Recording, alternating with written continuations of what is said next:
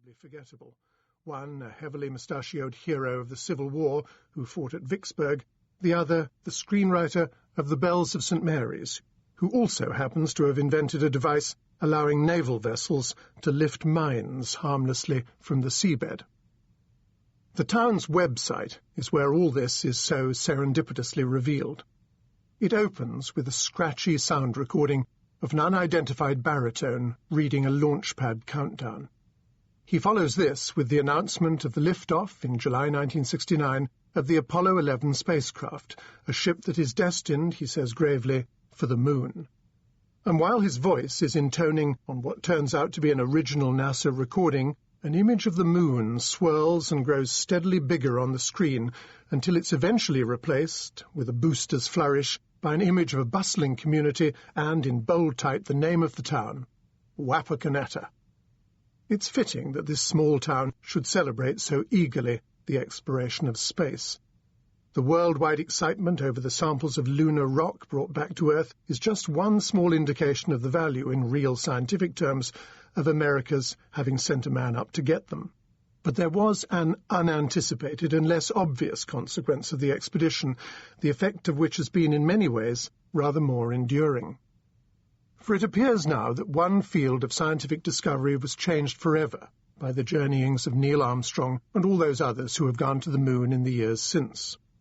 This sea change has come about specifically in the science of geology, and it's a change that has its origins in a very simple fact.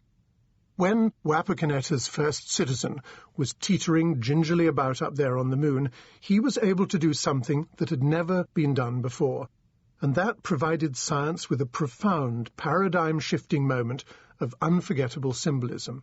He was able to stand on the lunar surface and look back at the Earth. To be sure, astronauts who had gone into orbit in the years beforehand were also able to see the totality of the planet, but there was something wholly remarkable in being able to stand upright on one world and gaze back at another more than 200,000 miles away. The great American biologist and philosopher Lewis Thomas wrote in 1974 of the symbolic importance of humankind having this new perspective. Viewed from the distance of the moon, he wrote, "The astonishing thing about the Earth catching the breath is that it is alive."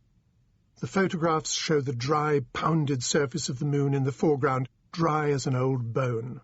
Aloft, floating free beneath the moist, gleaming membrane of bright blue sky, is the rising Earth, the only exuberant thing in this part of the cosmos. If you could look long enough, you'd see the swirling of the great drifts of white cloud, covering and uncovering the half-hidden masses of land.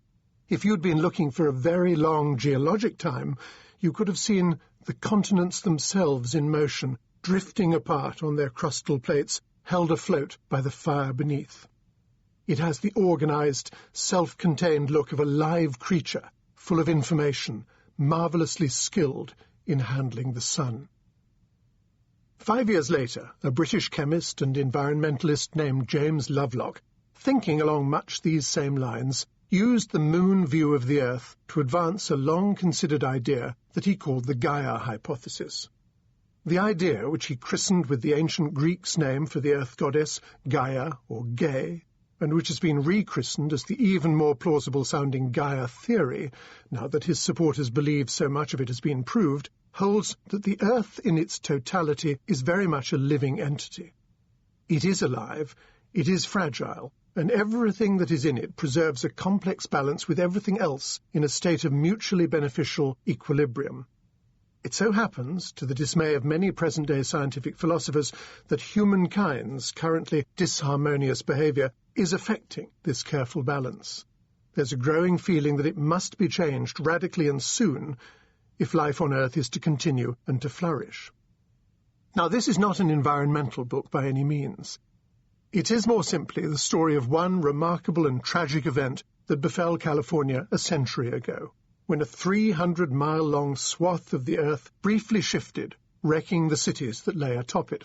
But though it's not intended to be a Gaia book, it seems right to tell the story of the events that so ruined the city of San Francisco in 1906 within the context of the Gaia idea. There is, for a start, an interesting synchronicity at work.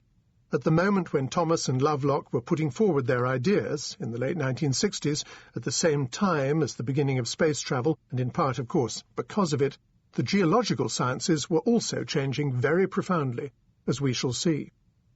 Neil Armstrong was able to gaze across the 250,000 miles that separate these two small planetary bodies and look directly towards that area of America from which he had come, at the hills and valleys of the self-same rocks where he had grown up, rocks that established geology and the fossil record tell us belonged to the Silurian age.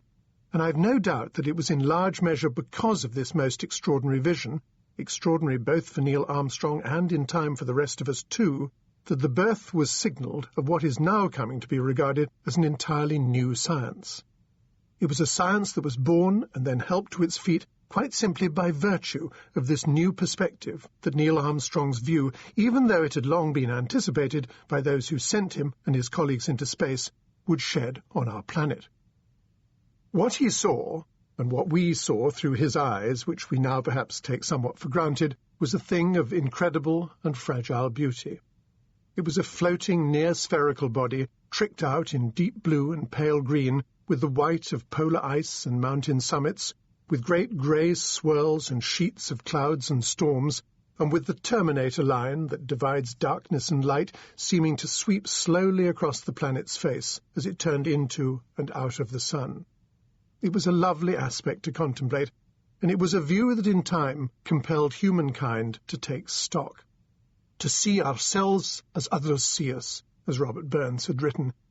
Here and now, all of a sudden, we realized that we could do just that. And with this unanticipated ability to do so, something about us suddenly changed, almost overnight, and essentially because of this new world view to which we had access. We discovered a whole raft of new reasons to ponder the oldest of age-old questions. Just where we stood in the celestial scheme of things, what the universe and its creation might mean, and how the very earth itself may have first come into being. And such ruminations led in short order to the makings of the scientific revolution, and most specifically to the geological revolution that is central to this story. A born-again science.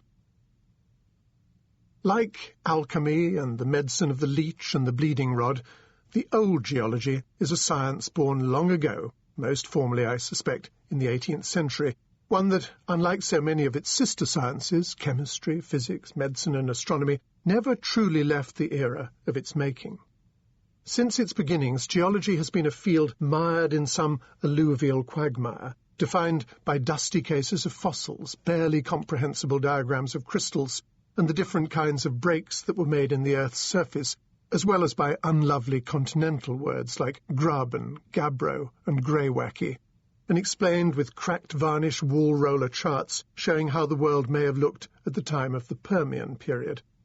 To me, it remains the most lyrical and romantic of the sciences, but in terms of glamour, and when compared with astrophysics or molecular biology, the old geology is somewhat wanting.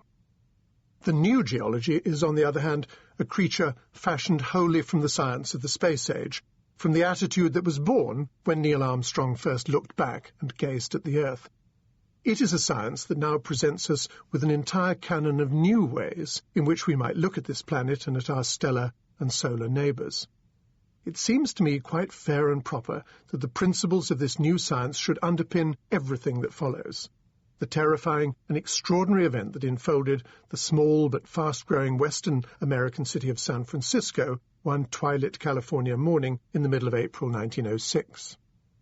Many other scientific disciplines that are revolutionary and dauntingly modern, cosmology, genetic engineering, quantum mechanics, have been formed or founded in recent years and had no past to hold them back. But geology is different. It's a very old science indeed, and hugely proud of its origins. Portraits of the bearded ancients of its founding priesthood invariably hang in esteemed positions in departments from Anchorage to Adelaide. Its antiquity, however, has long been a problem for it, one that has tended to inhibit too many of its practitioners from escaping the glutinous hold of its earliest ideas.